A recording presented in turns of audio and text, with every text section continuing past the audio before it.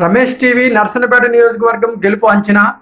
ఇక్కడ 2024 ఎన్నికల్లో వైసీపీ తరపున ధర్మాన కృష్ణదాస్ గారు, టీడీపీ తరపున బగ్గు రమణమూర్తి గారు పోటీలో ఉన్నారు. ధర్మాన కృష్ణదాస్ గారు ఆయన సీనియారిటీ ఆయన కలిసి వస్తుందని తెలుస్తోంది.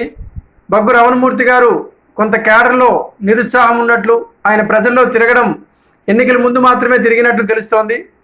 కానీ వైసీపీలో మండల స్థాయి నాయకులు ఎన్నికల ముందు సారవకోట మండలంలో కొంతమంది టీడీపీలో చేరడం, టీడీపీకి కలిసి వస్తుందని వాళ్ళు భావిస్తున్నప్పటికీ కృష్ణదాస్ గారి మంచితనం, అందరినీ కలుపుకొని పోయే మనస్తత్వం, జగన్మోహన్ రెడ్డి గారి పథకాలు, ఆయన నియోజకవర్గానికి చేసిన అభివృద్ధి పనులు మళ్ళీ కృష్ణదాస్ గారే గెలుస్తారని చెప్పి మనకున్న సమాచారం. చూద్దాం, అంచనా కూడా కృష్ణదాస్ గారు గెలుస్తారన్నదే మన అంచనా.